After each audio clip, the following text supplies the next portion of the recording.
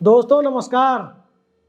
कई दिनों से, खासकर जब से 5 राज्यों के विधानसभा चुनाव की मतगणना संपन्न हुई है, तब से गैर भाजपा विपक्षी दलों ने ईवीएम को मुद्दा बना रखा है। कांग्रेस के वरिष्ठ नेता दिग्विजय सिंह लगातार ट्वीट करते रहे हैं, वो बोलते रहे हैं। ठीक इसी तरह से यदि थोड़ा पीछे जाएं तो 2009 में लोकसभा चुनाव हारने के बाद भारतीय जनता पार्टी की तरफ से प्रधानमंत्री पद के उम्मीदवार लाल कृष्ण आडवाणी ने भी सवाल उठाया। बकायदा भाजपा के नेता जीवीएल नरसिम्हा राव ने उस दौर में इसके खिलाफ एक अभियान सा छेड़ दिया था, उनके आर्टिकल छपते थे। ठीक इसी तरह से 2014 में जब भारतीय जनता पार्टी सत्ता में आई, उसके बाद से अब जो विपक्षी दल है वो सवाल उठा रहे हैं। अब ईवीएम में कितनी समस्या है, कितनी नहीं है, तकनीकी रूप से मैं उस विषय का विशेषज्ञ नहीं हूं और ना ही उस बारे में दावे के साथ कुछ कहा जा सकता है कि ईवीएम की टेम्परिंग एकदम नहीं हो सकती या ईवीएम की टेम्परिंग की जा सकती है। दोनों ही मामले संदेहास्पद हैं।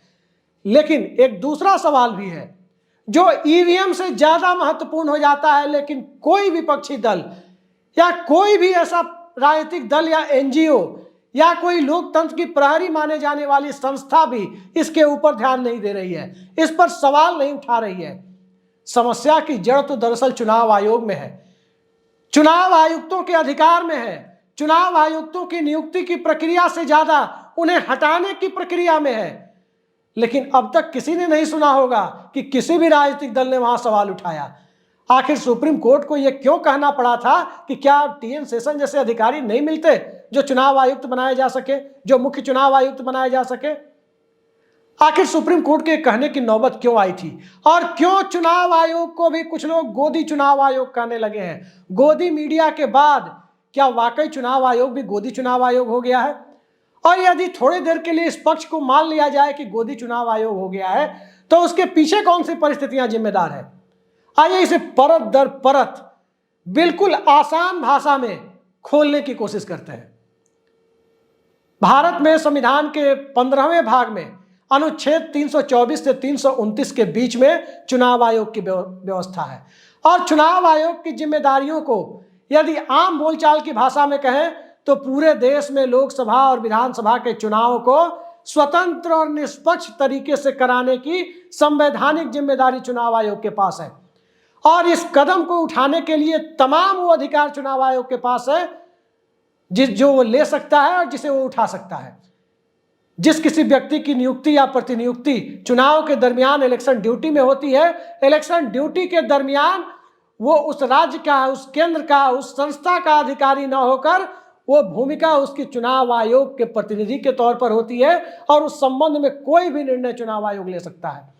उसे पद पर रखना, हटाना, अर्धसैनिक बलों की तैनाती, फोटोग्राफी, किसी की गिरफ्तारी, किसी को तत्काल हिरासत में रखना या किसी को घर में नजरबंद रखना, तमाम तरह के फैसले चुनाव आयोग ले सकता है। लेकिन इस चुनाव आयोग के ऊपर यदि सवाल उठ रहे हैं तो झोल दरअसल इसमें चुनाव आयुक्तों के अधिकार और चुनाव आयुक्तों को हटाने की प्रक्रिया को लेकर इस प्रकार से है जिस झोल की तरफ किसी राजनीतिक दल का ध्यान नहीं है। मैंने आपको बताया कि अनुच्छेद 324 से 29 के बीच में भारत में एक चुनाव आयोग होगा, चुनाव आयोग में एक मुख्य चुनाव आयुक्त होंगे, यह व्यवस्था है। लेकिन 1992-93 के साल में तत्कालीन प्रधानमंत्री नरसिम्हा राव ने चुनाव आयोग को नाथने की सोची। चुनाव आयोग में मुख्य चुनाव आयुक्त जो उस दौर में थे टीएन शेषन जिस तरह से कहते थे कि मैं अपने ब्रेकफास्ट में देश के बेकाबू नेताओं का नाश्ता करता हूं, उसने कई सारे नेताओं की नींद उड़ाकर रख दी थी। और तब नरसिम्हा राव ने टीएन शेषन के अधिकारों को कम करने के लिए वो तमाम कदम उठाए जो उस दौर में उम्मीद की जाती थी कि संवैधानिक रूप से चुनाव आयुक्त और मुख्य चुनाव आयुक्त के अधिकारों को कम करने के लिए कोई भी सरकार उठाने की हद तक जा सकती है। उस दौर में चुनाव आयोग एक सदस्यीय हुआ करता था, मुख्य चुनाव आयुक्त होते थे। हालांकि राजीव गांधी सरकार के बिल्कुल अंतिम दौर में 15 अक्टूबर 1989 को चुनाव आयोग को 3 सदस्यीय बनाने का फैसला हुआ, लेकिन वीपी सिंह सरकार ने फिर से उसे 1 सदस्यीय बना दिया। 2 चुनाव आयुक्त जो बनाए गए थे उन्हें हटा दिया गया और उसी व्यवस्था को नरसिम्हा राव ने संसद के बूते, संसद में अपने समर्थन के बूते, और सभी राजनीतिक दल के लोग चूंकि टीएम सेशन से परेशान थे, लिहाजा उसे कानूनी शक्ल देकर, संवैधानिक शक्ल देकर चुनाव आयोग को 3 सदस्यीय बना दिया। 3 सदस्यीय चुनाव आयोग बना दिया गया, एक मुख्य चुनाव आयुक्त और 2 चुनाव आयुक्त। और कहा गया, उस नए अधिनियम में यह कहा गया कि तीनों चुनाव आयुक्तों के अधिकार बराबर होंगे और मुख्य चुनाव आयुक्त का दर्जा सिर्फ फर्स्ट एमंग इक्वल का होगा, यानी बराबरी के लोगों में प्रथम का होगा। फैसले जो होंगे या तो सर्वानुमति से होंगे या मतभेद की स्थिति में बहुमत से होंगे, बहुमत यानी 2-1 से। लेकिन इसके बावजूद एक झोल उस वक्त जानबूझकर छोड़ दिया गया, ऐसा लगता है कि जानबूझकर छोड़ दिया गया। दरअसल झोल यह है कि मुख्य चुनाव आयुक्त को हटाने के लिए वही प्रक्रिया अपनाई जाती है जो सुप्रीम कोर्ट के जज को हटाने के लिए, यानी इम्पीचमेंट लाइक प्रोसेस, महाभियोग जैसी प्रक्रिया। महाभियोग राष्ट्रपति के लिए लाया जाता है और महाभियोग की तरह की प्रक्रिया ही है, लगभग उससे मिलती जुलती प्रक्रिया जो सुप्रीम कोर्ट के जज को हटाने के लिए लाई जाती है, वही प्रक्रिया मुख्य चुनाव आयुक्त को हटाने के लिए है। प्रक्रिया दरअसल यह है कि संसद के किसी भी सदन में महाभियोग को इनिशिएट किया जाएगा, इंपीचमेंट जैसे प्रोसेस को इनिशिएट किया जाएगा, और सदन में के उपस्थित सदस्यों का 2/3, और वो 2/3 ऐसा होना चाहिए जो सदन की कुल सदस्य संख्या के साधारण बहुमत से कम ना हो। मान लीजिए लोकसभा में 543 सदस्य हैं, उसका 2/3 370 के आसपास होता है। लेकिन जितने लोग उपस्थित हैं, अगर वोटिंग के लिए 400 लोग उपस्थित हैं तो 400 का वोट, या वोटिंग के लिए 350 लोग उपस्थित हैं तो 350 का 2/3 तो होना चाहिए। लेकिन जो साधारण बहुमत 543 के ऊपर बनता है, यानी 272 का, वो 2/3 की संख्या उससे कम नहीं होनी चाहिए। ये है, और ये दोनों सदनों में अलग अलग पास होना चाहिए। मोटे तौर पर आप कह सकते हैं कि मुख्य चुनाव आयुक्त को उसके पद से हटा देना सरकार के लिए इतना आसान काम नहीं है। ना 9 मन तेल होगा, न राधा नाचेगी वाली स्थिति मौजूदा दौर में है कि सदन के दोनों सदनों में 2/3 बहुमत से मुख्य चुनाव आयुक्त को हटाने का फैसला लेना सरकार के लिए गठबंधन और बहुदलीय व्यवस्था के चरमोत्कर्ष के दौर में लगभग असंभव सा काम है। असंभव कुछ नहीं है, लेकिन लगभग असंभव सा है।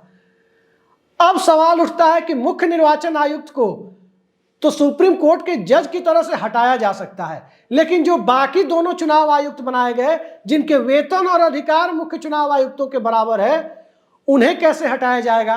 यानी उन्हें अधिकार तो मिले हैं मुख्य चुनाव आयुक्त के बराबर, लेकिन हटाने के मामले में उनको वो इम्यूनिटी प्राप्त नहीं है, उनको वो संवैधानिक सुरक्षा प्राप्त नहीं है। दरअसल दोनों चुनाव आयुक्तों को हटाने के लिए मुख्य चुनाव आयुक्त की एक सिफारिश होगी और सरकार यदि मान ले तो हटा सकती है, या सरकार उनकी नियुक्ति कहीं दूसरी जगह कर दे, या दूसरी नियुक्ति के लिए उन पर दबाव बना दे, या आप इस्तीफा दे के जाइए, या आपको हटाने का दूसरा तरीका हमें बिना महाभियोग के भी मौजूद है।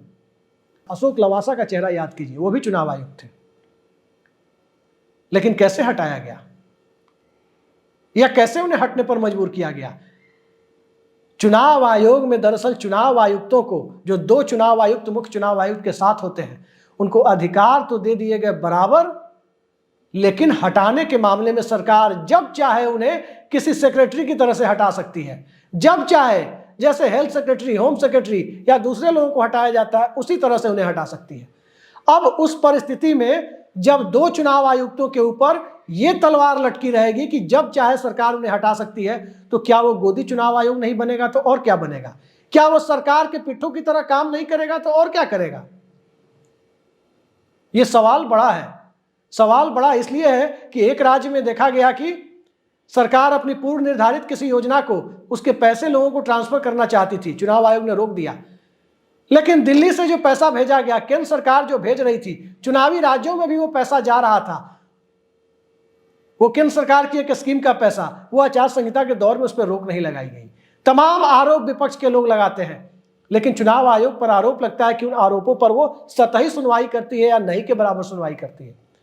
तो सवाल दरअसल यही है, और सवाल का जवाब यही छिपा हुआ है कि जो 2 अन्य चुनाव आयुक्त हैं, उन 2 अन्य चुनाव आयुक्तों को वो संवैधानिक सुरक्षा प्राप्त नहीं है जो मुख्य चुनाव आयुक्त को प्राप्त है। और ऐसी स्थिति में जब 2 चुनाव आयुक्त सरकार की गोदी में बैठे हुए हों और वो मुख्य चुनाव आयुक्त के किसी भी अधिकारों को किसी भी प्रपोजल को रोक देने की क्षमता उनके पास हो, 2-1 के बहुमत से रोक देने की क्षमता हो, तो मुख्य चुनाव आयुक्त भी भला क्यों अड़ने जाएगा? उसे संवैधानिक सुरक्षा जरूर है, लेकिन फिर क्यों वो अड़ने की कोशिश करेगा? क्यों वो उन दोनों के सामने रुकने की कोशिश करेगा, उनके सामने अपना वीटो लगाने की कोशिश करेगा? क्योंकि उसका वीटो तो कोई काम करेगा नहीं, 2-1 से फैसला उधर चला जाएगा। तो आखिर क्या जरूरत है उसे मुफ्त की बदनामी लेने की? क्या जरूरत है उसे सरकार और सत्ताधारी पार्टी की नजरों में गिरने की? मुख्य चुनाव आयुक्त भी चुप रहता है। और मौजूदा दौर में जब इस तरह की व्यवस्था है, तो जरा 2015 का विधि आयोग का फैसला, उसकी सिफारिश, law commission, central law commission, विधि आयोग, और 2023 के मार्च महीने में सुप्रीम कोर्ट का फैसला, दोनों को देख लेना जरूरी हो जाता है। 2015 में विधि आयोग ने कहा था कि मुख्य चुनाव आयुक्त की नियुक्ति के मामले में प्रधानमंत्री, विपक्ष का नेता और मुख्य न्यायाधीश तीनों रहेंगे, तीनों को होना चाहिए। और बिल्कुल यही बात मार्च 2023 में सुप्रीम कोर्ट ने अपने एक जजमेंट में कही कि मुख्य चुनाव आयुक्त और चुनाव आयुक्तों की नियुक्ति के मामले में जब तक केंद्र कोई फैसला संसद के माध्यम से नहीं ले लेती, यानी संसद के तहत कोई कानून नहीं बना देती, तब तक मुख्य चुनाव आयुक्त की और चुनाव आयुक्तों की नियुक्ति के मामले में प्रधानमंत्री, विपक्ष का नेता और सुप्रीम कोर्ट के चीफ जस्टिस या उनके द्वारा नामित कोई जस्टिस उसका हिस्सा होंगे। लेकिन उस फैसले को पलटने के लिए और नया कानून लाने के लिए जो बिल पेश किया गया संसद के मॉनसून सत्र के दरमियान, उस बिल में यह कहा गया कि मुख्य न्यायाधीश की जगह केंद्र सरकार का एक मंत्री उसमें होगा। यानी प्रधानमंत्री और केंद्र सरकार का कोई वरिष्ठ मंत्री और साथ में एक विपक्ष का नेता, कह सकते हैं आपकी 3 लोगों में 2-1 से, यहां भी सिलेक्शन कमेटी में भी 2-1 से सरकार का बहुमत, यानी सरकार जिसे चाहेगी बना देगी। और जब सरकार ही जिसे चाहेगी बना देगी और जिस व्यक्ति को बनाएगी वो, उसके ऊपर ये तलवार, उन 3 लोगों में से 2 पर ये तलवार लटकती रहेगी कि सरकार जब चाहे हटा सकती है, तो भला कौन सरकार के सामने शीश नवाना नहीं चाहेगा? ये दरअसल असली मुद्दा है। विपक्ष को इस पर चुप रहने की बजाय सवाल उठाना चाहिए कि दोनों चुनाव आयुक्तों को भी मुख्य चुनाव आयुक्त के हटाने की प्रक्रिया के तहत, उनको भी रिमूवल के प्रोसेस में, उन्हें हटाने की प्रक्रिया में सीईसी की तरह से कॉन्स्टिट्यूशनल इम्यूनिटी दी जाए, संवैधानिक सुरक्षा प्रदान की जाए। लेकिन किसी विपक्षी दल की तरफ से आपने देखा नहीं होगा कि दोनों चुनाव आयुक्तों को, जो मुख्य चुनाव आयुक्त के बराबर दखल और अधिकार रखते हैं, उन्हें हटाने की प्रक्रिया के मामले में ट्रांसपेरेंसी, पारदर्शिता और समता लाने के लिए कोई कोशिश की जाए। एक छोटी घटना आपको बताता हूं, ये सारी चीजें स्पष्ट हो जाएगी।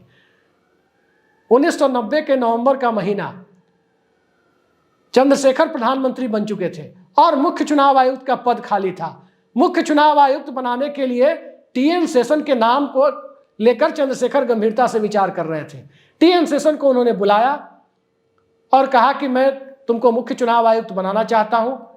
टीएन शेषन को लगा कि ये कहीं निर्वाचन सदन एक ऐसी जगह है जिसका बहुत महत्व नहीं है, जाकर यहां क्या करेंगे।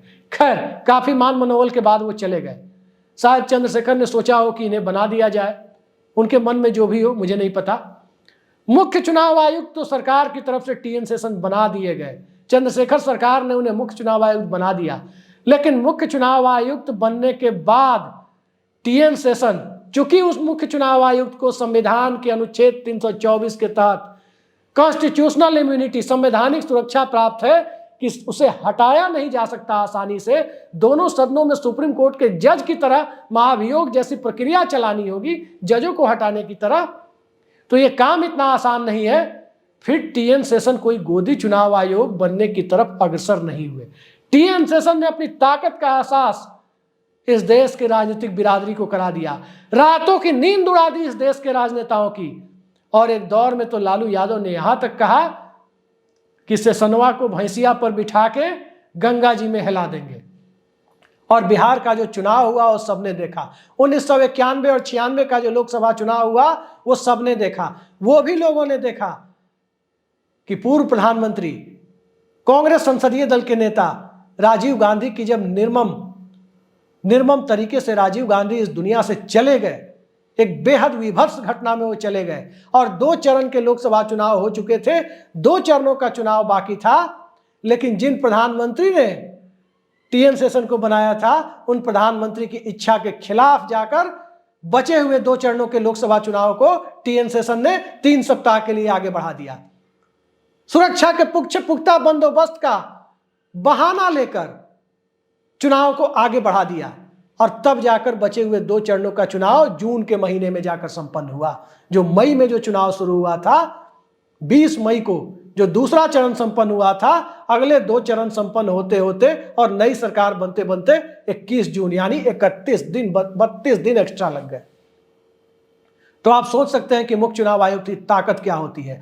इसलिए यह भी नहीं कहा जा सकता, क्योंकि यदि संवैधानिक सुरक्षा मिल जाएगी दोनों चुनाव आयुक्तों को, तो इस बात की पूरी संभावना रहती है कि सरकार अपना गोदी समझ के तो किसी को लाएगी, लेकिन पद पर बैठने के बाद जब उसे ताकत मिल जाएगी कि अब हमें कोई हटा नहीं सकता, तो इस बात की भी संभावना होती है कि कोई व्यक्ति किसी का गोदी बने रहने के लिए मजबूर नहीं रह सकता। गोदी बनकर चुनाव आयुक्त और मुख्य चुनाव आयुक्त तो बन सकता है, लेकिन गोदी बने रहने की गारंटी नहीं होती है उसकी। और पूरी संभावना होती है कि रिटायरमेंट के समय ही सही वो एक अच्छी छवि लेकर, सरकार से टकराने वाली छवि लेकर, टीएन शेषन वाली छवि लेकर रिटायरमेंट की तरफ आगे बढ़े।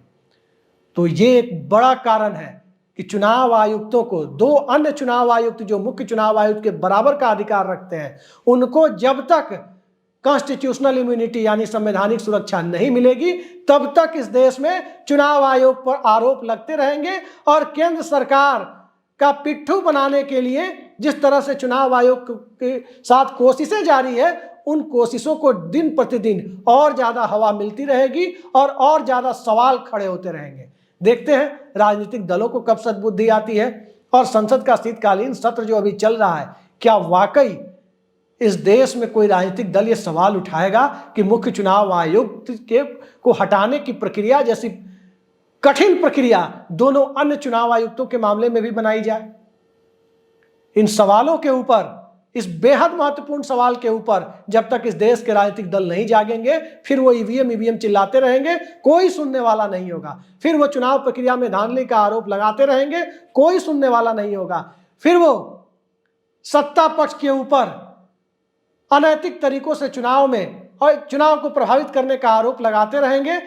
हो सकता है कि कभी कोई सदियों में जगमोहन लाल सिन्हा जैसा जज आ जाए जो यशपाल कपूर को, उनकी भूमिका को बहाना बनाकर किसी प्रधानमंत्री का ही चुनाव रद्द कर दे। लेकिन वो व्यक्तिगत मामला हो सकता है, किसी व्यक्ति के निर्वाचन को रद्द करने का।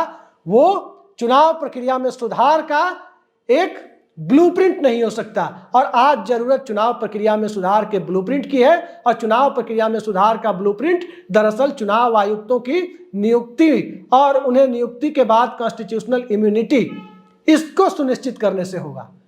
आज के लिए इतना ही। नमस्कार।